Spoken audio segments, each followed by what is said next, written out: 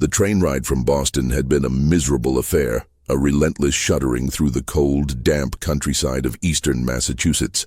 Dr. Elias Vance, a man whose reputation as a meticulous researcher and an expert in dissociative disorders was both his shield and his curse, stared out at the swirling grey fog. It clung to the bare branches of the trees like a suffocating shroud, a fitting welcome to St. Jude's Children's Asylum for the afflicted. Elias clutched the heavy, leather-bound briefcase on his lap. Inside were his notes, his credentials, and the official letter from the Archdiocese of Boston appointing him as the temporary curator of the asylum's medical records. The year was 1897. The asylum, established in the 1850s and primarily funded by the church, was notorious for two things: its secluded location and its almost miraculous track record of curing children suffering from what the press sensationally called demonic afflictions. "Next stop, Cold Harbor," the conductor announced, his voice muffled by the thick woolen collar of his coat. Cold Harbor was less a town and more a cluster of stone buildings huddled together against the coastal wind. St. Jude's stood apart, a hulking structure of dark granite perched on a lonely hill overlooking the choppy, slate-gray Atlantic.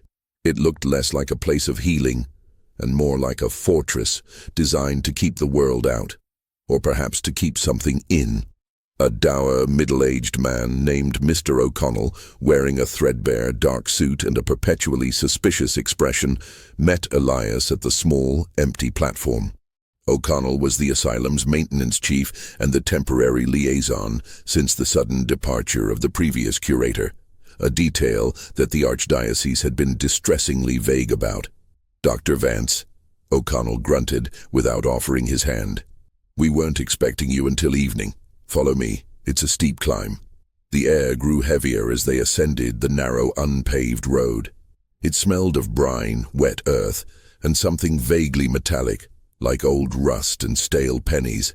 But as they approached the looming main gates, a new, more unsettling smell began to dominate, a faint, pervasive scent of rot. It wasn't the sweet decay of spoiled food, but the sour, lingering odor of something organic. Something buried but still breathing its foul residue into the cold air. The interior of St. Jude's was a labyrinth of echoing stone corridors. The original electric lighting was sparse, casting long, nervous shadows that seemed to twist and writhe. The walls were lined with dark, peeling wallpaper that featured a forgotten floral pattern, giving the place an air of faded, respectable misery. Elias was led directly to the records room. It was situated in the basement, a vast, damp space that smelled intensely of mildew and dust. Thousands of patient files, bound in brittle manila folders, were stacked on sagging wooden shelves. "Your office," O'Connell said, gesturing toward a heavy oak desk near a single grated window. "The bishop instructed us to give you full access. He wants this review done quickly and quietly." "I understand," Elias replied, running a gloved hand along the cool, dusty surface of the desk.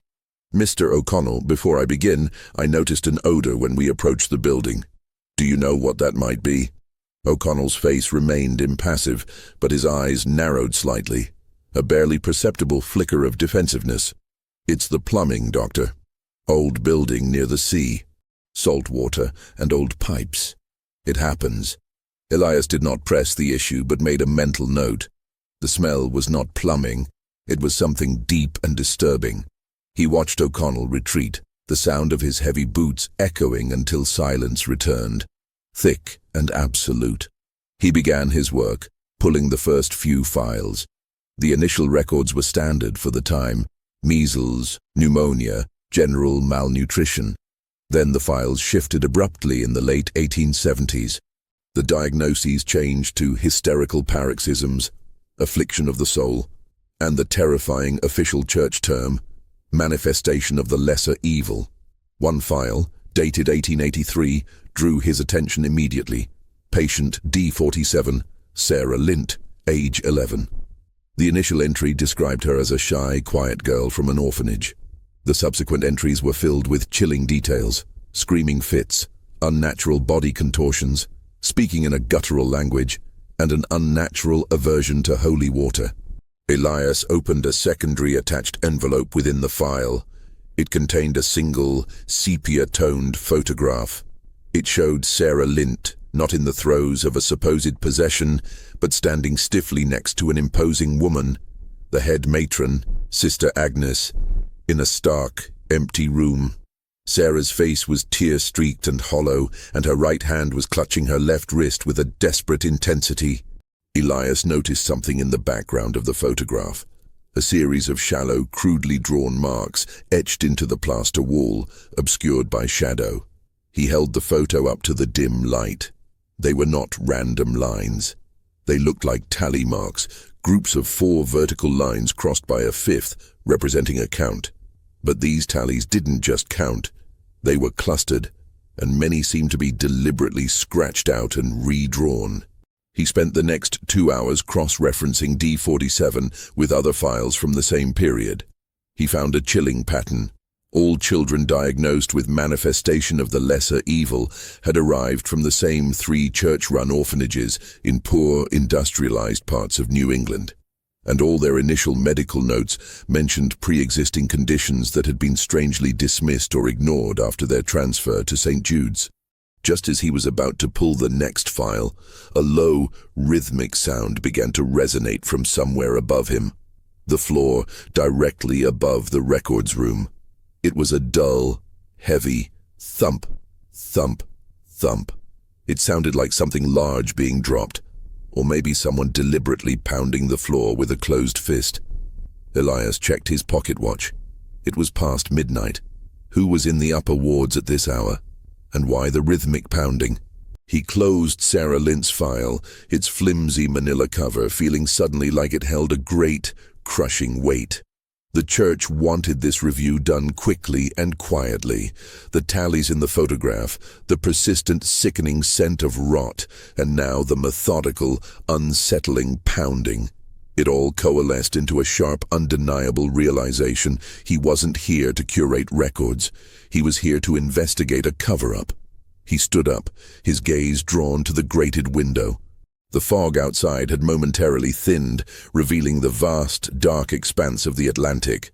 The heavy thumping continued, a metronome counting down to some unseen revelation. Elias adjusted his tie, the cold air raising goosebumps on his arms.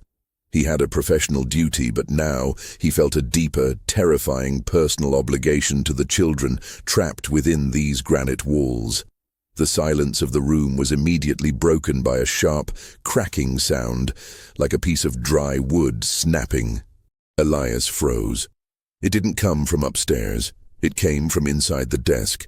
He quickly knelt and examined the old oak structure. His fingers found a seam where a small panel had been deliberately and meticulously hidden beneath a decorative carving. He pried it open. Inside the shallow recess was a small, tightly rolled parchment tied with a thin, faded red ribbon. He untied it, his heart pounding along with the distant noise upstairs. The handwriting was faint, shaky, and barely legible, but the message was clear and devastatingly direct. Don't trust the quiet ones. They learn the tricks. Find the well. She is buried under the flowers. Elias felt a cold dread settle in his stomach. The message left by the previous curator confirmed his darkest suspicions. He tucked the parchment into his breast pocket, the mystery solidifying around him. He had just stepped onto hallowed ground that was, quite literally, rotten to the core. Subscribe to the channel now and turn on notifications.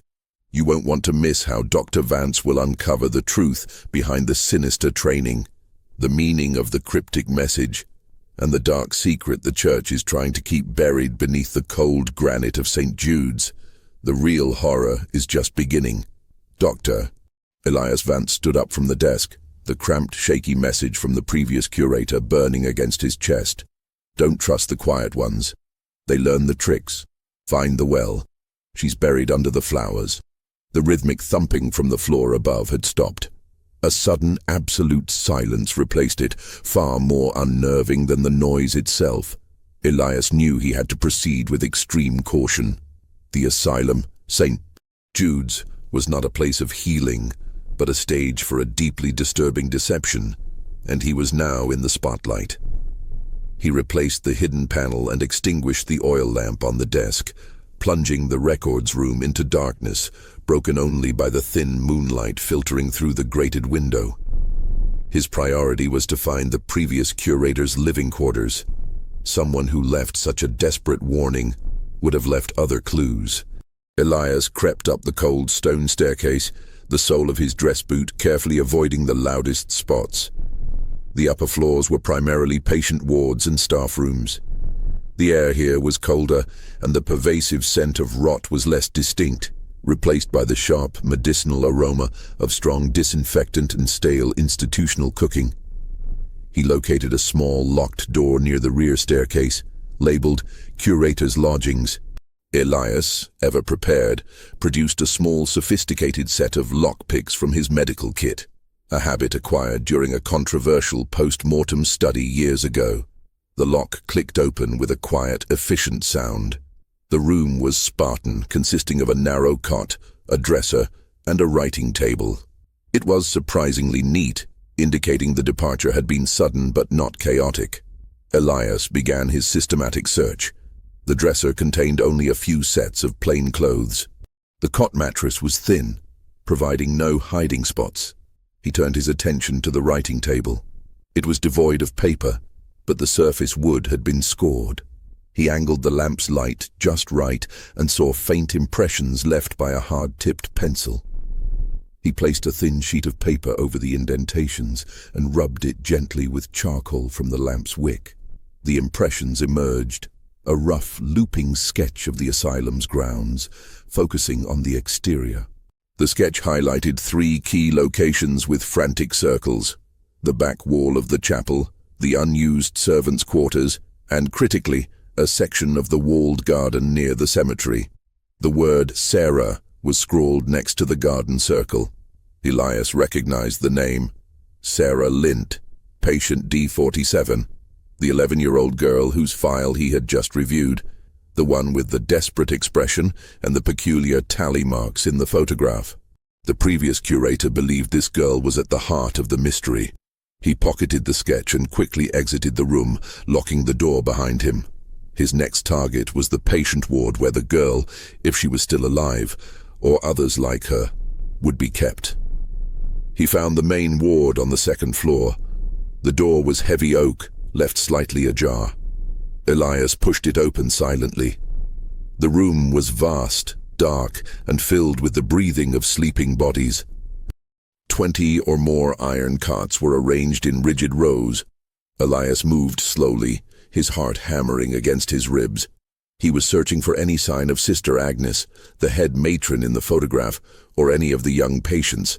As he walked between the rows, a voice, soft and dry as old parchment, whispered from the shadows, "Are you going to make us practice again?" Elias stopped instantly and turned towards the voice. A small boy, perhaps 8 years old, sat bolt upright in his cot, his eyes wide and unblinking in the gloom. He wasn't crying or screaming, he was simply terrified and anticipating. Elias knelt slowly, lowering his imposing silhouette. "No, son," he said in a low, soothing tone. "I'm a doctor. I'm here to review the records. What is your name?" The boy hesitated, glancing nervously towards the end of the ward, as if expecting a figure to emerge from the darkness. "They call me Thomas. And you shouldn't be here. Sister Agnes says the night air brings bad thoughts." "I won't tell Sister Agnes," Elias assured him. "Thomas, can you tell me what you practice? The things they make you do?" Thomas's small body trembled, and he pulled the thin gray blanket tighter around his chin. The noises, the screams, the falling, and the words that aren't words. She makes us hungry first. When we are hungry, the devil is easier to call. Elias felt a surge of cold fury. This wasn't treatment. It was starvation and psychological abuse designed to induce hysteria and make the children pliable. "Who teaches you the words that aren't words, Thomas?" "The quiet ones," Thomas whispered, his voice barely audible. "The ones who don't cry anymore. They tell us where to fall and how to move our tongues." This confirmed the previous curator's cryptic warning. Don't trust the quiet ones. They learn the tricks. These were the victims who had become trainers, survivors forced to perpetuate the abuse. "Where is Sarah Lint, Thomas?" Elias asked, gently pressing the point. Thomas's eyes darted wildly, and he pressed his index finger to his lips, a look of sheer terror crossing his face. "Shh! Don't say that name." Sister Agnes punished the last boy who said her name. "She's gone. They said she went home, but the quiet ones say she went to the garden." The garden, the spot circled on the sketch. And the previous curator's warning. "She is buried under the flowers." A sudden jarring sound from the end of the corridor, the heavy iron clang of the outer door slamming shut, cut the conversation short. "Someone is coming, Thomas," Elias murmured, rising instantly. "Listen to me, stay quiet. Act like you're asleep and tell no one I was here. Can you do that?" Thomas nodded quickly, his small, pale face a mask of silent fear. He slid back under the blanket just as the heavy, deliberate footsteps of a large person began to echo down the corridor, heading directly towards the ward. Elias didn't hesitate. He slipped behind a tall, freestanding medical screen near the entrance, his back pressing against the cold stone wall. The scent of ozone and starch preceded the arrival of Sister Agnes. She was taller and broader than he had imagined, a severe, imposing woman in a black habit that seemed to absorb all the available light. In her hand, she carried a thick, knotted rope, not for binding, but clearly for corporal punishment. Her face was harsh, unforgiving, and her eyes scanned the rows of cots with a cold, proprietary malice. She walked directly to Thomas's cot and stared down at the boy. The heavy silence stretched, punctuated only by Thomas's shallow, terrified breathing. "Did you hear something, boy?" Agnes's voice was a low, guttural monotone, devoid of warmth. A noise in the dark? A strange scent? Thomas remained perfectly still, a testament to the brutal discipline he had endured. Agnes waited for a long, agonizing moment, then moved on. She patrolled the length of the ward, her eyes missing nothing, her shadow enormous and menacing. Elias held his breath, every nerve screaming for him to act, but he knew confrontation would only end his investigation and leave the children unprotected. Finally, she reached the far end, paused, and then silently exited the room, the heavy door clicking softly behind her. Elias waited another minute, listening to the silence, then emerged from his hiding place. He moved back to Thomas's cot. "You did well, Thomas," he whispered. The boy opened his eyes, now swimming with unshed tears. "She knows you're here. The quiet ones told her there was a new scent in the records room. She knows someone is digging." Elias understood. The children were their eyes and ears. Some were victims, others collaborators under duress, and the matron used them all. The element of surprise was gone. He was compromised, and the garden could not wait. He glanced at his watch. 2:00 a.m. He needed to find the garden, and the truth buried beneath the flowers, before the sun rose and the full machinery of St. Jude's woke up to bury him as well. Elias slipped out of the patient ward, the cold reality of his situation crystallizing. He was alone, exposed, and actively being watched by children indoctrinated into espionage. His immediate task was the walled garden, the location identified by both the terrified Thomas and the previous curator's desperate sketch. He navigated the maze of corridors, guided by the diagram, until he reached the rear of the asylum near the chapel. He found a heavy, padlocked gate labeled simply, "Grounds." He used his tools again, the lock surrendering with a quiet, metallic sigh. The air outside was sharper, colder. He was now on the secluded grounds, where the official cemetery was a field of severe, upright granite stones. The walled garden, however, lay behind the chapel's northern wing, obscured by a line of stunted, sickly yew trees. Elias approached the garden gate. It was not locked. He stepped into a small, desolate enclosure. The flower beds, now dormant in the late autumn chill, were overgrown with dark, tangled weeds. The centerpiece was a small, circular stone well, a remnant of the asylum's original 1850s structure, now capped with a heavy, rusted iron lid. The phrase, "Find the well," "She is buried under the flowers," echoed in his mind. He quickly scanned the perimeter. The walls were high, ensuring privacy. The ground was soft and marshy from recent rain, ideal for concealing fresh digging. He shone his small lantern over the flower beds nearest the well. The soil here looked darker, denser, and curiously had been recently disturbed and clumsily smoothed over. He knelt down, pushing aside the brittle stalks of long-dead roses. Underneath them, the soil was a thick, clumpy mass. He scraped away the top layer with a trowel he had salvaged from the maintenance shed.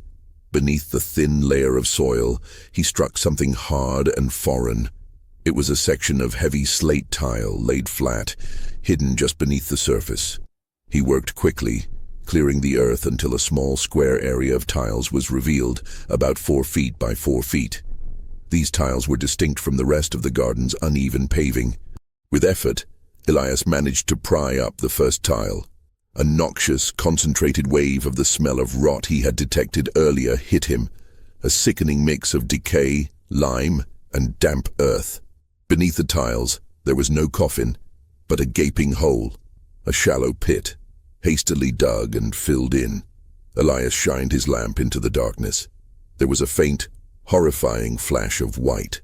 He lowered himself to his knees and began to dig in earnest, scooping out the loose, foul-smelling dirt with his hands and the trowel. After only a few minutes, his hands struck bone. He pulled out the fragment, his breath catching in his throat. It was a small, delicate human rib cage, partially intact, mixed with fragments of a thin cotton shift. This was Sarah Lint, or one of the other children. The previous curator hadn't written a metaphor, it was a literal burial site. The children were being disposed of here. Elias fought back the urge to retch and forced himself to document the scene in his mind. He then noticed something metallic glinting amidst the bones. It was a small, heart-shaped locket on a thin chain, tarnished but intact. He wiped the dirt from the locket and forced it open. Inside, he found 2 tiny, fading photographs, a young girl's smiling face, presumably Sarah, and a picture of a plain, older woman, her mother perhaps, or a beloved caregiver. He carefully wrapped the locket in his handkerchief and placed it securely in his breast pocket next to the curator's note. This was proof. Physical, undeniable evidence of murder, covered up by the church. Just as he was about to fill the hole back in, he heard the faint sound of footsteps on the gravel path outside the garden walls. Someone was coming, and they were walking quickly, deliberately. Elias had seconds. He shoved the remaining loose dirt back into the hole, quickly replaced the slate tiles, and scattered the dead rose leaves back over the spot. He snatched up the trowel and extinguished his lamp. He flattened himself against the cold stone of the well, his heart thundering. The footsteps stopped right outside the garden gate. "I know you're here, Doctor," a voice called out. It was O'Connell, the asylum maintenance man, his usual flat tone now edged with a low, menacing snarl. The matron noticed the light from the back window. "That's a restricted area." Elias stayed silent, his hand instinctively gripping the trowel, ready to use it as a weapon. O'Connell chuckled, a dry, rasping sound. The previous fool, Mr. Davies, he also took a fascination with this dead ground, thought he was a hero. Heroes are always very foolish, Doctor. They always assume they have more time than they do. O'Connell was clearly the muscle of the operation, tasked with maintaining the asylum's secrets. "Why don't you step out? We can have a nice, quiet talk about the boundaries of your curatorship. The church does not pay you to dig up old business, Dr. Vance." Elias realized O'Connell was standing right next to the entrance, waiting for him to bolt. The gate was the only exit. He couldn't risk a direct fight. O'Connell was bigger, younger, and knew the terrain. He looked up at the well, its heavy iron lid secured. An idea formed, desperate and high risk. With a sudden burst of energy, Elias lunged not toward the gate, but sideways, kicking a loose stack of heavy, broken bricks that lay against the garden wall. The bricks scattered and crashed loudly onto the paved path just beyond the gate.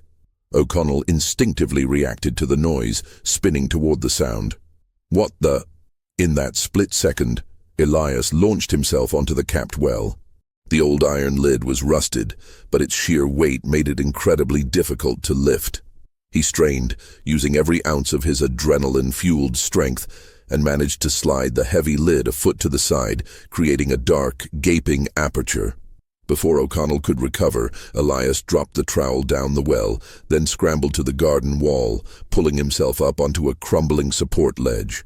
"Get back here, you meddling bastard!" O'Connell roared, scrambling through the gate and charging towards the well. Elias didn't look back. He scaled the rough, high wall, the granite scraping his hands raw. As he reached the top, he heard a tremendous crash. O'Connell had evidently run headlong into the open well, his momentum carrying him past the edge. Silence. Then a sharp, sickening thud, followed by a faint, muffled groan from the deep cavity. Elias dropped down on the other side of the wall, landing hard in the overgrown, weedy grass of the main cemetery. He didn't pause to check the damage. O'Connell was dealt with, temporarily or permanently, but Elias knew the noise would have woken others. He ran, crouching low amidst the gravestones, heading not for the asylum's entrance, but towards the stables and the main utility building, the next location he needed to access. He had the evidence and a temporary reprieve. But the most important part of the mystery, why these children were being trained to fake possessions, still remained. He needed more proof, and he needed it from the architectural heart of the asylum's operation, the place where the training actually took place. Elias ran across the cemetery grounds, the cold autumn wind biting at his exposed hands. He reached the rear of the main utility building, a low brick structure that housed the heating boiler and the defunct laundry facilities. This location was crucial. According to his analysis of the asylum's layout, this area was geographically linked to the isolated treatment wing mentioned in older blueprints. He forced a small, high-up window. The air inside was warm, humid, and heavy with the scent of coal dust and old lye. He dropped silently into a cavernous laundry room. He found the door leading from the laundry area to the asylum's service corridor. It was locked with a large, industrial-grade bolt. He had to be quick and quiet. He worked the lock with a small file and lubricant, the metal groaning softly before yielding. He was now in a short, dark corridor, seemingly unused. He followed it to its end, where a single, unmarked wooden door was set into the thick stone wall. This door was clearly an addition, not part of the original structure. This lock was a simple spring bolt offering little resistance. Elias pushed the door open. He stepped into a room that immediately felt wrong, sterile, cold, and utterly detached from the rest of the asylum's decay. The room was small, with walls painted a harsh institutional white and a bare concrete floor. It was furnished only with a single high-backed wooden chair, a small table, and a heavy floor-to-ceiling mirror on the far wall. It was a performance space. The room smelled faintly of theatre grease paint and the cheap cologne that older actors used. Elias examined the mirror. It was not a window, but when he tapped the frame, the sound was hollow. He pressed his ear to the wood and heard a faint, familiar creaking sound, the sound of floorboards in a room beyond. Elias searched the small table. It contained a few innocuous items: a discarded handkerchief, a worn pencil stub, and a small, leather-bound book. This book was not a ledger. It was a manual. He opened it. The title page, written in careful, clear script, read, "The Art of Displaying the Afflicted Soul, Practical Techniques for Manifestation." This was the proof he needed, the training manual. The manual was meticulously organized, detailing a horrifying methodology. 1. Inducing the paroxysm. Chapter 3. Detailed the use of extreme alternating temperatures and prolonged hunger to destabilize the child's nervous system, making them emotionally and physically susceptible to suggestion. 2. Vocalization and glossolalia. Chapter 5 explained how to train children to produce guttural, non-specific sounds by clamping their tongue with a small, specialized wooden tool, or by teaching them reverse speech patterns that mimicked demonic tongues. 3. The Contortionist's Lesson. Chapter 7 included detailed anatomical drawings on how to leverage hypermobility in young joints, elbows, shoulders, to achieve unnatural, painful-looking positions that appeared possessed. 4. The Aversion. The manual instructed trainers to substitute cheap salt water for holy water, and to condition the children to react violently to its taste, thus reinforcing the spiritual aversion effect. Elias recognized the signs described in Sarah Lint's file: the contortions, the guttural language, the aversion to holy water. All were deliberately manufactured behavioral responses, not spiritual affliction. This asylum was not a place of healing. It was a studio of staged horror, its purpose to produce convincing evidence of possession for an external audience. But why? Why this immense, cruel effort to stage a religious spectacle? He noticed a small folded map tucked into the back of the manual. It was a simpler, older blueprint of the asylum.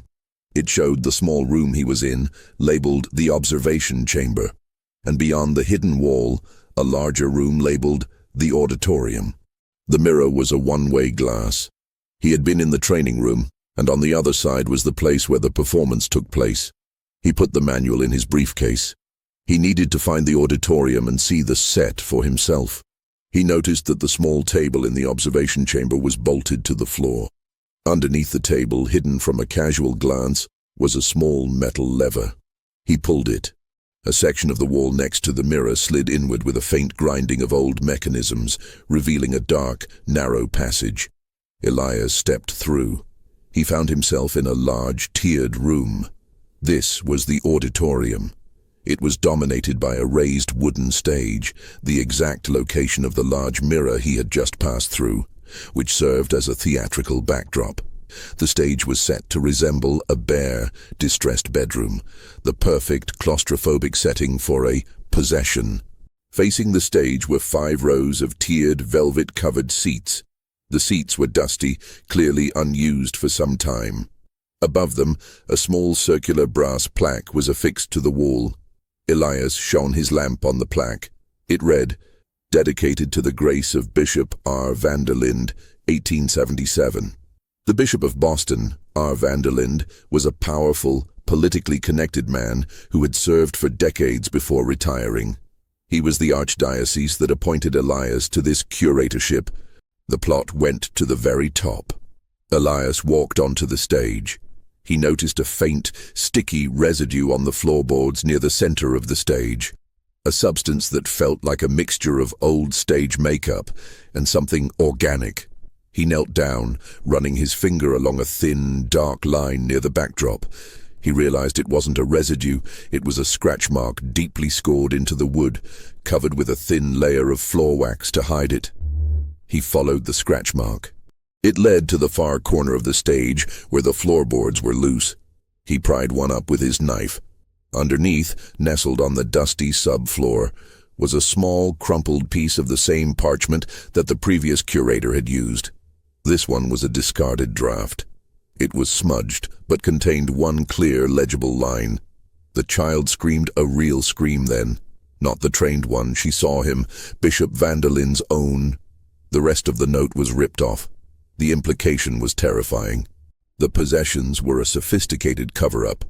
But for what? The dead child, Sarah Lint, was the original victim, and the bishop was directly involved. The fake possessions must have served to distract from the real, terrifying crime, one that possibly involved Bishop Vanderlinde's own family or close associates, using the children as silent victims and the asylum as a high-security prison for evidence. As Elias replaced the loose floorboard, a distant but unmistakable sound reached him from the main service corridor, the metallic, purposeful click-clack of a heavy cane striking the stone floor. It was a slow, authoritative sound, and then a voice, deep and resonant, echoed down the passage. A voice that commanded immediate, absolute attention. "Mr. O'Connell, I believe we have an unexpected guest who has overstayed his welcome. He should not have disturbed the matron's slumber." The voice belonged to someone powerful, someone who knew the asylum intimately. It was not O'Connell, and it was not Sister Agnes. It carried the chilling authority of someone who had been observing the entire time. The bishop, or someone equally high up, was here. Elias realized the man with the cane was not looking for him. He had been waiting. The trap was sprung.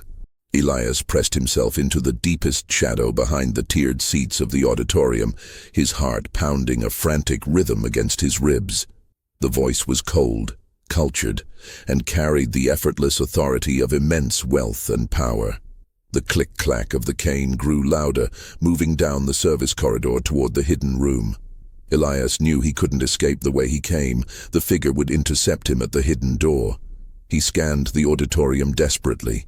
Above the tiered seating near the ceiling was a small, dusty ventilation grill, barely large enough to crawl through, but his only potential exit. He scrambled onto the top row of seats and began carefully prying the rusted grill away from the stonework. The metal groaned slightly. Meanwhile, the figure entered the observation chamber next door. The voice was closer now. "Dr. Vance," the man called out, his voice echoing slightly through the connecting passage. "A true gentleman does not break into private estates in the middle of the night, especially not one operated by the church." Elias pulled the grill free, the metal scraping harshly. He could now hear the man's heavy, wheezing breath. "You are disrupting a delicate operation," the man continued. "My name is Father Alistair Thorne. I am the bishop's primary legate and, shall we say, the silent partner in St. Jude's." Thorne appeared to know exactly where Elias was. He was speaking not to corner him, but to monologue, to intimidate. "We saw you dig, Doctor. We saw you find the remains of that unfortunate child. A terrible accident, of course, during a runaway attempt. We had to dispose of the body quietly to protect the institution's reputation. A necessity." Thorne was admitting to murder with chilling calm. Elias managed to hoist himself through the narrow opening and into the dark, dusty ventilation shaft. "You found the manual too, didn't you?" Thorne's voice was closer now, muffled only by the thin wall. "The training. Yes, the spectacle is necessary. Do you know how much money the church can raise from terrified, wealthy patrons who believe their faith can defeat the devil? We use that money for great works, Doctor. It is a noble lie." Elias crawled rapidly through the narrow metal tunnel. The darkness was absolute, the air thick with grit. "But you found the real secret, didn't you? That little scrap of paper. Bishop Vanderlin's own." Thorne's voice lost its smooth, practiced cadence, cracking with genuine, visceral anger. "You should have left that well alone." Thorne pounded his fist on the wall, separating them. The impact sent a cloud of dust raining down onto Elias. The bishop's relative, a young man named Arthur. Arthur was fond of the orphanage girls before they came here. He was careless. And the child, Sarah Lint, she screamed when she wasn't supposed to. Not a staged scream, Doctor, a real one. And Arthur, in a fit of panic, silenced her permanently. The truth was sickeningly mundane and utterly horrific. The elaborate, theatrical staging of demonic possession was a cover-up for a sex crime and murder committed by a member of the powerful bishop's family. The asylum was the ultimate laundromat for sin, using faith and fear to wash away the stains of a capital crime. We couldn't let the scandal destroy the bishop or the reputation of the church itself. Thorne bellowed, his voice echoing. We manufactured a crisis of faith to hide a human crime. We trained the children to be possessed, a noble sacrifice to protect the institution. Elias reached a junction in the shaft where the air was fresher. The duct led toward the staff quarters on the 3rd floor. "You have the locket, Doctor," Thorne said, his voice now lower, a cold promise of retribution. "And you have the manual. And you think you are a hero. But without an audience, a performance is nothing. And you, Doctor, are about to become a forgotten actor." Elias scrambled out of the vent and onto the dark carpeted floor of a narrow third-floor hallway directly across from the staff library. He felt the cold pressure of a metal object pressed against the back of his neck. "Freeze, Doctor. Drop the briefcase." It wasn't Thorne. It was a lower, rougher voice. Sister Agnes. She must have heard Thorne's shouting through the thin walls. She was standing over him, her silhouette huge and imposing, and the cold metal was definitely a firearm, likely a small, easily concealed derringer, a common weapon in private institutions. "I knew you were trouble, Doctor. You have the scent of an outsider. You reek of disbelief," Agnes hissed. Elias slowly raised his hands, the briefcase thudding softly onto the carpet. "Sister Agnes," he said, keeping his voice steady despite the adrenaline rush. "I have the evidence. The locket, the manual, the name of the bishop's relative. The cover-up is over. Help me and I can protect you." Agnes laughed. A dry, emotionless sound. "Protect me? You think a secular court can protect me from the church? I was nothing before St. Jude's. This place gave my life purpose. The bishop saved my soul. I am his instrument. He protects me, not the law." She kicked the briefcase away with the heel of her heavy boot. "Get up. We're going to the cellar. You are going to reclassify those items as personal spiritual artifacts, and then you are going to leave this place the same way Mr. Davies did, through the back door and into the sea." She gestured with the small gun, forcing Elias to his feet. He had to think quickly. He was facing a fanatic, a true believer in the institution's dark mission. "I heard you were trained as a nurse, Sister Agnes," Elias said, trying to appeal to the last shred of her professional self. "These children, they were abused. Sarah Lint didn't just run away. She was murdered, and you helped hide it. Doesn't that violate every oath you ever took?" Agnes's eyes narrowed, but her hand remained steady. "The sacrifice of a few is the salvation of the many. That is the true oath, Doctor. Move." They began to walk down the hall, Agnes pressing the small gun into Elias's back. He needed a distraction, something loud enough to draw attention away from the immediate threat. As they passed the open door of the staff library, Elias saw it. A tall, heavily laden bookshelf near the entrance, leaning slightly and held back only by the friction of old, unoiled rollers. Elias took one sudden, desperate step towards the shelf and used his shoulder to knock the top corner violently. The heavy shelf, packed with old, leather-bound theological texts, groaned and began to tip. Agnes gasped, momentarily distracted, her focus shifting from her target to the imminent threat of falling books. In that split second, Elias spun, grabbing the lapels of her habit. He slammed her hard against the nearest wall, driving the air from her lungs. The small gun clattered onto the carpet, skittering across the floor. Agnes, driven by pure rage, lunged for him, her fingers clawing at his face. They fell together, the air filled with the deafening roar of cascading books and splintering wood. Elias heard a sharp, snapping sound that was not the bookshelf. It was a desperate, panicked shriek from the distance. "He's here! The bad man! He's coming!" The voice belonged to Thomas, the young boy from the ward. The commotion had woken the children. The children were now the unwitting final card in Elias's favor. The floor of the library was buried under an avalanche of books, broken wood and dust. Sister Agnes lay stunned, pinned momentarily by a heavy quarto. Elias was up instantly, his hand searching frantically for the small derringer gun. He found it under a pile of sermons, tucked it securely into his pocket, and stood over the matron. She was struggling to breathe, her face contorted in frustrated, incandescent fury. "You have sealed your fate, Dr. Vance," she wheezed. "The church has eyes everywhere." "I am not concerned with the church's eyes, sister," Elias said, adjusting his bloodied cuffs. "I am concerned with the bodies in your garden. You stay here. I need to get the children." The small, panicked shriek that had come from Thomas was now being amplified. The sound of dozens of terrified children in the main ward, their collective cries of, "He's here, the bad man," rising into a deafening, echoing chorus. The noise was raw, untrained, a real panic, not a staged possession. Elias raced towards the second-floor ward. The children's terror, though aimed at him by their training, was ironically serving as the perfect chaotic distraction. He burst into the ward. It was utter pandemonium. Small children were huddled under blankets, screaming, while the older ones, the quiet ones, the conditioned collaborators, were desperately trying to silence them, reverting to their training. "Shut up! Shut up! You'll get us punished," one older boy yelled, shoving a younger girl back into her cot. The sight of Elias, dusty, disheveled, and holding a small gun, only intensified the terror. "Silence!" Elias roared, his voice cutting through the noise. It wasn't the voice of a doctor, but of a man fighting for his life and theirs. He saw Thomas, his eyes wide and vacant, curled up in a corner. Elias knelt down quickly, tossing the matron's gun into the nearest empty cot. "Thomas, listen to me," Elias said, grabbing the boy's shoulders gently but firmly.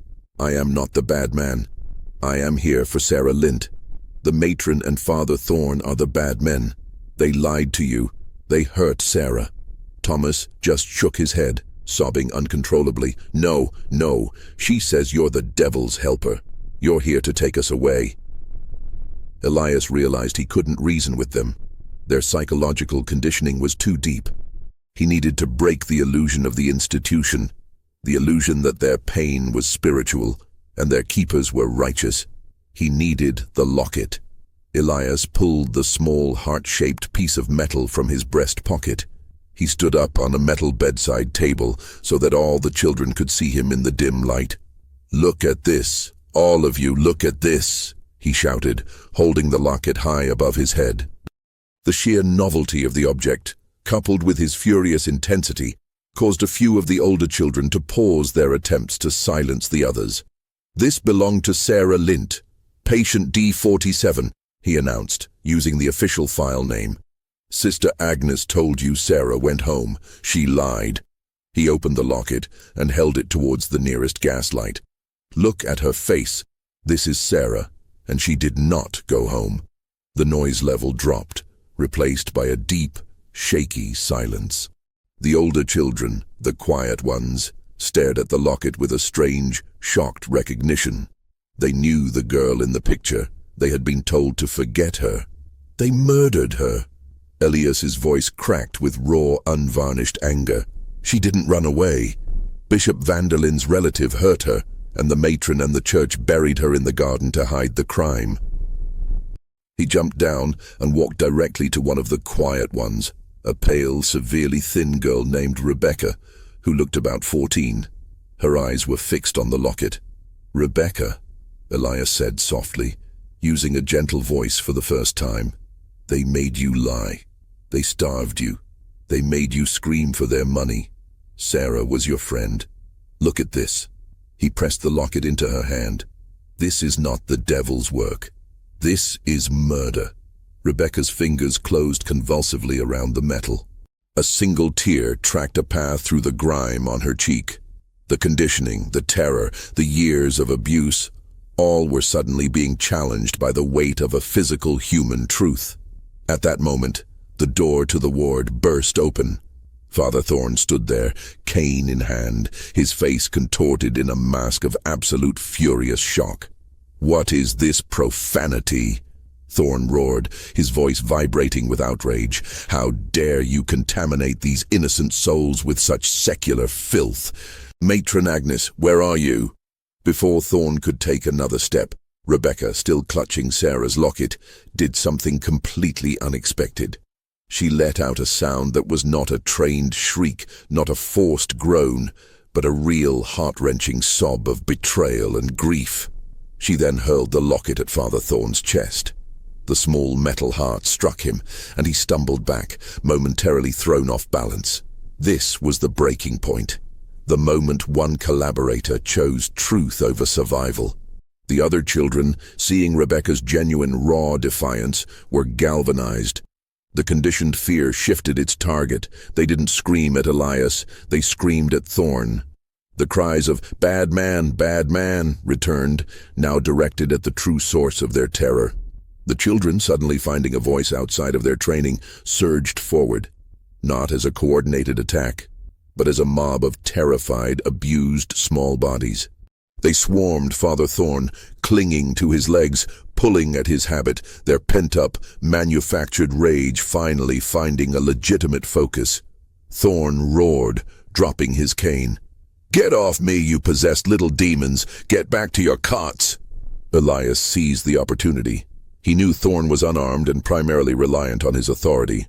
He retrieved his briefcase, which contained the manual, and sprinted past the chaos toward the main corridor. He couldn't stay and fight. He needed to reach the outside world and expose the crime before Thorn regained control. But just as he reached the end of the corridor, he heard a sound that chilled him to the bone. Not the sound of the children, but a heavy, dragging footstep. Sister Agnes was emerging from the library door at the far end of the hall. She was bruised, but her face was set with a terrifying, cold resolve. And in her hand, she clutched the small, metallic glint of the derringer he thought he'd secured. "Stop, Dr. Vance," she said, her voice now dangerously calm. "You leave here with nothing." Elias realized the true depth of his predicament. A fanatic was ready to kill, and his only witnesses, the children, were engulfed in their own hysteria. Elias stopped dead in the hallway. Sister Agnes stood 30 feet away, blocking his only exit. Her face was set and pale, her breathing shallow, but the small derringer was aimed squarely at his chest. The noise from the ward was still a deafening wave of children's screams and Thorn's furious, muffled shouts. "The police are a short walk from here, Sister Agnes," Elias said, his voice steady, though his mind raced. "You shoot me, and you exchange the church's reputation for a life sentence. Is that the loyalty the bishop demands?" "The bishop commands absolute loyalty," Agnes replied, her voice flat. "The moment you walk out that door with that briefcase, I am disgraced. The church is shamed. I will not allow it." She took a slow, deliberate step forward. Her eyes locked on his. Elias knew he couldn't outrun her, and he certainly couldn't overpower her while she held the gun. He needed a hostage, not for leverage, but for a barrier. He needed a character who could stop Agnes without resorting to violence. He looked past her, down the long corridor, towards the stairwell. "Sister Agnes, I see Father Thorn is overwhelmed," Elias stated, keeping her attention. "He needs assistance. If you shoot me, the children will escape, and your whole operation will collapse into chaos." She hesitated for a split second, glancing towards the source of the noise. That was the opening Elias needed. He took a sudden, hard step backwards, not towards the door, but towards the nearest side room, the linen closet. He threw the heavy linen closet door open and with a desperate burst of speed, slammed his body into the closet, grabbing the nearest person he found. It wasn't a child or a staff member. It was the only person who could force Agnes to lower her weapon, Father Thorn. Thorn, having momentarily fought free of the children, had retreated into the nearest available hiding spot, the staff linen closet, to regain his composure and adjust his disordered habit. Elias shoved the stunned and spluttering Thorn out of the closet and positioned him in front of himself, using the legate's tall, imposing frame as a human shield. "Drop the gun, Sister Agnes," Elias commanded, pressing his knee hard into Thorn's back. "The only person leaving St. Jude's injured will be the bishop's most trusted man. He is your salvation, not me." Father Thorn, a man accustomed to authority and comfort, was utterly terrified.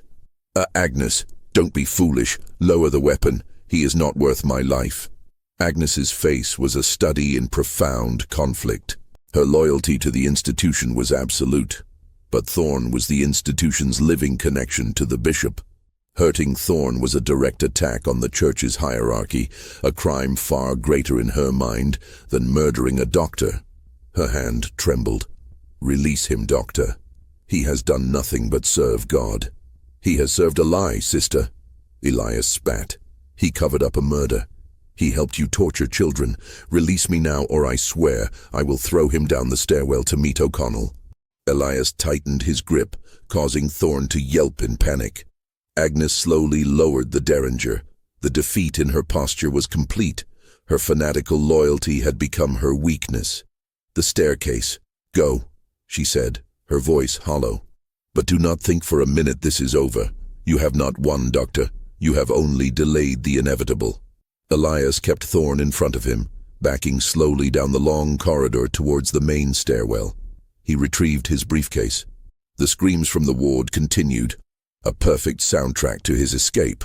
As they reached the top of the stairs, Elias gave Thorne a hard shove towards the banister.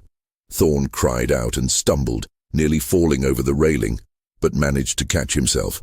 "You will stay here, Father, and you will tell the authorities I am bringing them the truth about St. Jude's," Elias said, before turning and plunging down the winding, shadowy stairwell. He ran through the ground floor receiving area, past the grand, imposing portraits of past archbishops. He kicked open the heavy, ornate main doors and burst out into the cold Massachusetts pre-dawn air. The fog was beginning to lift, replaced by the bruised purple light of an imminent sunrise. He sprinted down the long, unpaved road leading back to Cold Harbor. He had the proof, the manual, the locket, the confession from Thorne, albeit forced, and the location of the body. His mission was no longer simply to survive, but to secure the evidence and find an authority outside the church's immediate control. He reached the main, desolate road. He risked a look back. The granite fortress of St. Jude's loomed, silent and menacing in the growing light. He saw a faint flicker of movement at a third-floor window. Thorne or Agnes watching his escape. Elias kept running, but the weight of the evidence in his briefcase felt less like protection and more like a heavy target painted on his back. The church was a vast, wealthy, and powerful entity. They would use every lever of influence to discredit him, silence the children, and bury the truth once more. He had to get to Boston, and he had to find the one man he knew who could stand up to the bishop, Mr. Wallace, a notoriously anti-establishment journalist known for his relentless pursuit of corporate and institutional corruption. Wallace was his only chance to leverage the story's scale and public outrage to ensure his own survival and the children's justice. As he ran, he pulled the locket from his pocket and looked at Sarah's tiny, faded, smiling face. Dr. Vance has the evidence, but the bishop's reach is long. Subscribe to the channel now and hit the notification bell to see how Elias will survive the church's ruthless pursuit, expose the truth to the world, and bring justice for the children of St. Jude's. The final act of the cover-up is about to begin. Elias made it back to the Cold Harbor train station just as the first commuter service was arriving. He looked like a madman, dusty, bruised, his clothes torn, his face smeared with dirt and old blood. He managed to buy a ticket for Boston, attracting only nervous, sidelong glances from the few early morning passengers. The 2-hour train ride was a blur of exhaustion and paranoia. He couldn't sleep. Every shadow, every sudden stop, every passing glance felt like an agent of the archdiocese closing in. He kept his briefcase pressed against his chest. Upon arriving in Boston, the sheer noise and density of the city provided a much-needed cloak of anonymity. He went straight to the offices of the Boston Herald, specifically seeking out Mr. Samuel Wallace. Wallace was a hard-bitten, secular reporter known for his scathing exposés on financial corruption and civic malpractice, a man who feared no institution. Elias was a wreck when he was finally ushered into Wallace's cluttered, smoke-filled office. Wallace, a man with a sharp, intelligent gaze and a permanent frown, looked him up and down with professional skepticism. "You claim to be a doctor, but you look like you were recently disinterred," Wallace drawled, putting out his cigarette. "My editor said you have a story about the archdiocese. I need facts, Vance, not melodrama. They own half this city." Elias didn't waste time. He opened his briefcase and laid the evidence on Wallace's desk. First, the training manual. The art of displaying the afflicted soul. Wallace flipped through the pages detailing starvation and glossolalia training. His eyebrows shot up. Good God. This isn't treatment, it's instruction. Next, the locket and the story of Sarah Lint. The church claimed she ran away. They buried her in a garden to hide the murder committed by a relative of Bishop Vanderlind.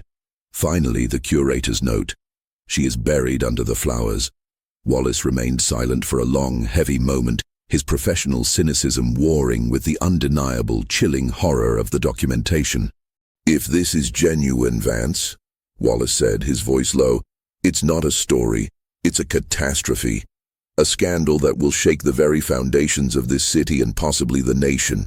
But the church will deploy every lawyer, every priest, every political favor they have to crush it, and you. That's why I came to you," Elias stated simply. "You publish this, you use the names, you use the documents. Once it's public, they can't bury it again." Wallace nodded, a flicker of journalistic zeal igniting in his eyes. "We'll need to secure this evidence then. We can't let them seize it." They spent the next few hours in a frantic, clandestine operation. Wallace secured a safe deposit box at a non-church-affiliated bank and had a trusted colleague, a former detective, photograph every page of the manual and the locket. But the church was already moving. While Elias and Wallace were securing the evidence, a messenger arrived at the Herald office. It was a formal, sealed document from the archdiocese.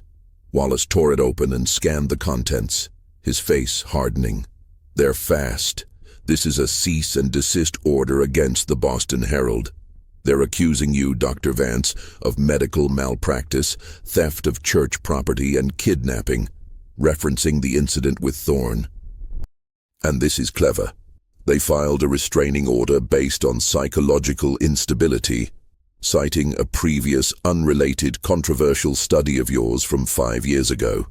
The restraining order essentially painted Elias as a crazed doctor, vengefully breaking into a benevolent asylum to steal records because his own career was faltering. It was a perfectly crafted, preemptive defamation campaign designed to discredit the source before the story could be published. "They're not just trying to stop the story, Doctor," Wallace said, tapping the document. "They're trying to destroy you personally and legally. If you testify, your reputation will be shredded, and the jury will see you as unstable." Elias felt a cold wave of realization. He was now a fugitive and a pariah, fighting an enemy with unlimited resources and absolute authority in its own domain. He was discredited before he even opened his mouth. "The children, Mr. Wallace?" Elias insisted. "They are my witnesses. If we can get them out of St. Jude's, they can corroborate the story of the training." "The children are the key," Wallace agreed. "But how do we get them? The asylum is now on lockdown. It will be protected by the church's security and possibly the local police, who owe the bishop favors."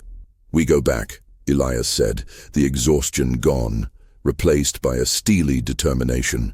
"But we go back with the press. We stage an intervention.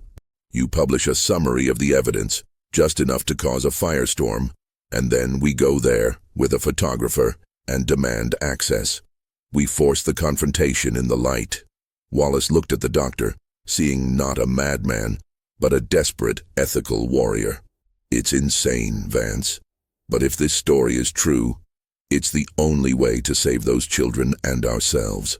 They made a pact. Wallace would work on a headline-grabbing, tightly researched exposé. Elias would find a way to get back to St. Jude's.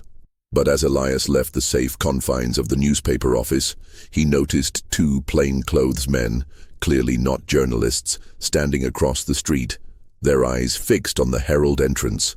The church's net was closing in. Elias was hunted, and the next move had to be precise, or he would end up joining Sarah Lint under the flowers. 2 days passed in a tense, paranoid blur. Elias lived in fear, moving between cheap boarding houses outside the city, his only connection to the outside world, a series of coded messages with Samuel Wallace. Wallace had managed to finalize his front-page exposé. The Devil's Lie. Archdiocese Asylum trained children to fake possessions to hide murder. The headline, printed in thick black ink, was a declaration of war. The story hit the streets of Boston that morning. The reaction was immediate and volcanic. The public, horrified and outraged, began demonstrating outside the archdiocese building. The pressure was immense. Elias met Wallace and a team of 3 hardened journalists in a rented carriage outside of Cold Harbor. "It's everywhere, Doctor," Wallace said, his voice grimly triumphant. The bishop's office issued a statement calling the article a malicious fabrication by a known disturbed individual, referring to you, of course, but their bleeding support. "The police are forced to appear neutral." "Good," Elias said, checking his watch. "We strike now, before they manage to move the children." The small group drove toward St. Jude's. The Granite Asylum, however, was already in a state of high security. As they reached the main gate, they found it sealed shut by a heavy chain. 2 large, menacing men in plainclothes, likely private security hired by the church, stood guard. "This is private property," one of the guards said, stepping forward. "Turn your carriage around." Wallace stepped out, holding a large format camera and a copy of the Boston Herald. "I am Samuel Wallace, Boston Herald. We are here to document the conditions of the children inside, under public demand. We demand immediate access." The guard sneered. The Archdiocesan press office stated that all access requests must go through their headquarters. "Now leave." "We aren't leaving," Elias said, stepping out from the carriage. His presence caused a visible ripple of unease among the guards. "I am Dr. Elias Vance. I have undeniable evidence of murder and child abuse inside that building. If you stop the press from gaining access, you are accessory to a capital crime." Suddenly, a loud, familiar voice cut through the tense standoff. "The doctor is correct. They are accessories." It was Father Thorne, looking impeccably dressed but noticeably pale, standing high on the second-floor balcony of the asylum. He was flanked by Sister Agnes and 2 other large men. "Dr. Vance," Thorne called down, his voice carrying the calm authority of a man entirely in control. "You are under the impression you have won. You have a newspaper article. We have influence, history, and the moral authority of the church." Thorne produced a small silver object from his pocket. It was the locket Elias had left with Rebecca. "The children are still here, Doctor, and they have been quite helpful," Thorne continued, holding the locket up to the morning light. "They have recanted their stories, of course. They were confused by your psychological manipulation. And as for this trinket, it's merely a memento the matron gave to a quiet child before she transferred to a better home. It was a brilliant, cruel maneuver. They had turned the children's psychological conditioning against them, forcing them to lie to the guards and seizing the physical evidence." "You can't do this, Thorne," Elias shouted. The manual is in the bank vault. You can't deny that." "We deny everything, Doctor," Thorne replied with a chilling smile. "And as for the children, they are about to be relocated, for their own protection, of course, from external interference." Elias realized the true danger. Thorne was about to evacuate the asylum, disappearing the witnesses permanently before any proper legal search warrant could be secured. "Wallace, we don't have time for a warrant," Elias yelled. "We have to get inside now." "How? We can't break down the gates," Wallace cried out. Elias looked at the building, then back at the heavily guarded gate. He remembered O'Connell, the maintenance man, and the only vulnerable spot on the perimeter. The well. The well is still open. We can use the service gate and the cemetery path. Elias pointed towards a small, overgrown side path leading around the asylum's flank. Wallace, understanding the urgency, gave a quick nod. "We'll hold the guards here and create a diversion. Go, Vance. Get that evidence and bring those children out." Elias didn't hesitate. He ran down the side path, sprinting toward the walled garden at the rear of the chapel. He was running toward a certain trap, but he had no choice. He reached the high stone wall of the garden. He scrambled over the wall and dropped down into the desolate enclosure. The well, where he had left O'Connell, was still there, but the iron lid was back in place. But there was a difference. The lid was no longer just resting on the stone. It was secured with a thick, heavy logging chain, its links wrapped tight and padlocked. Thorne had been busy.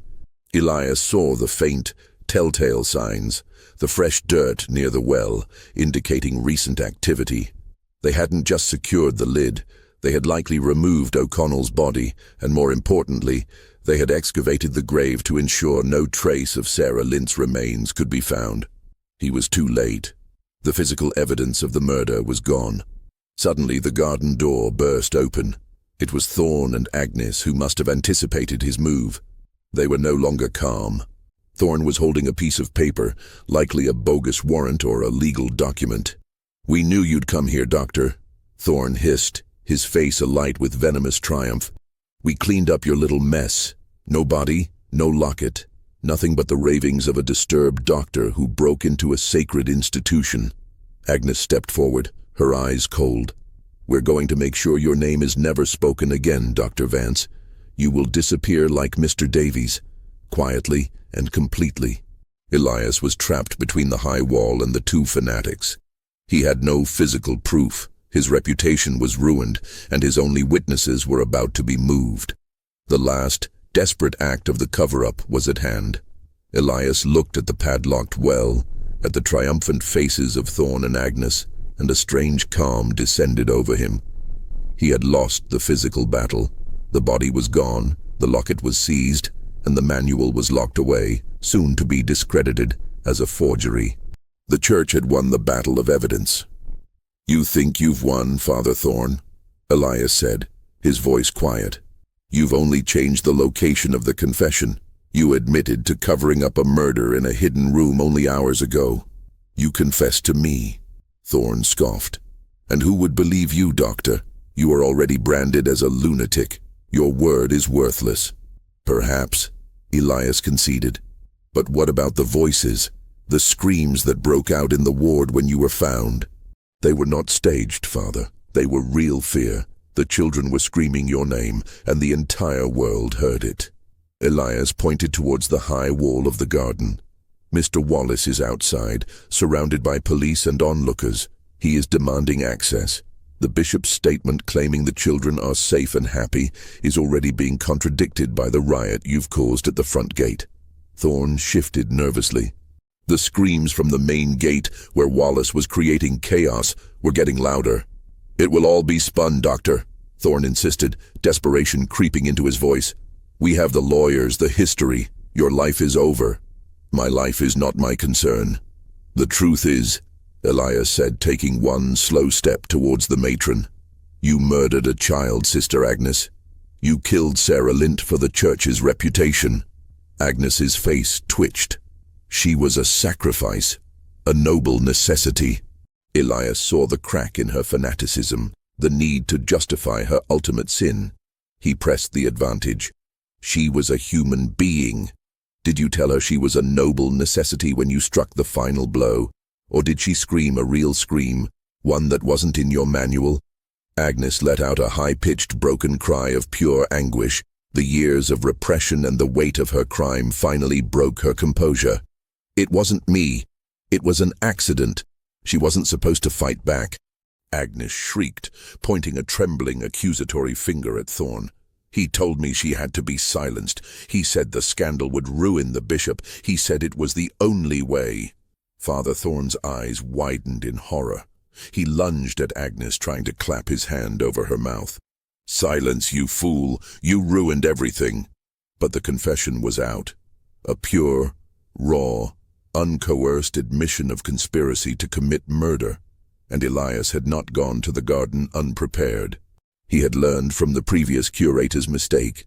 He pulled his hand from his pocket, not with a gun, but with a small, ingenious device, a newly developed cylinder recording phonograph, hidden by the length of his coat. "It's all here, gentlemen," Elias said, his voice ringing with victory. "The confession of both the matron and the legate, detailing the murder, the cover-up, and the motive. I recorded our entire conversation." He had known the physical evidence would be destroyed.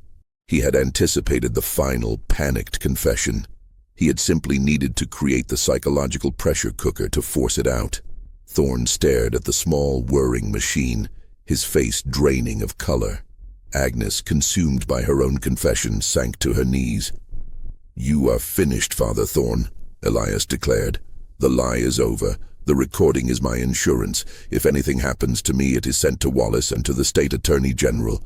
Just then, the main service gate rattled violently. A loud official voice boomed across the yard. "This is the Massachusetts State Police. We have a court order. Open these doors immediately." Wallace's pressure had paid off. The state police, now forced to act by the public outrage, were breaching the perimeter. Elias walked over to the defeated Thorne and the sobbing Agnes. He reached down and picked up the recording phonograph. "Your institution is finished, Father." "The children will be free," Elias said, his gaze hard and unwavering. He was a disgraced doctor, a fugitive, and his life would be forever scarred by the church's relentless efforts to destroy him. But he had the truth. He walked to the gate, the final recording clutched in his hand. He met the arriving state police captain, a stern, official man. "Captain," Elias said, holding out the recorder, "my name is Dr. Elias Vance. I have the complete confession of Father Alistair Thorne and Sister Agnes. They have been running a child abuse ring and covering up the murder of a child named Sarah Lint. They must be arrested immediately." The captain looked past Elias, seeing the granite fortress, the defeated matron and legate, and the terrified children now peering out of the ward windows. He looked back at the exhausted, triumphant doctor and took the recording. The immediate arrests of Thorne and Agnes led to a series of devastating investigations. The manual's contents were verified by multiple medical professionals, leading to the immediate closure of St. Jude's. Bishop van der Linde, crippled by the scandal and the documented involvement of his close associates, was forced to resign and fled the country to avoid questioning. The children, including Thomas and Rebecca, were safely removed from the asylum and placed under the care of specialized psychiatric services. Elias, despite the continuous, vicious slander campaign launched by the remaining elements of the church's PR machine, was ultimately vindicated. The locket, retrieved as evidence, was finally returned to the authorities, confirming the identity of the murdered Sarah Lint. The disturbing case of the asylum was buried no more. It was a victory for truth, purchased at the highest personal cost, proving that sometimes the most terrifying evil is not supernatural, but purely, devastatingly human.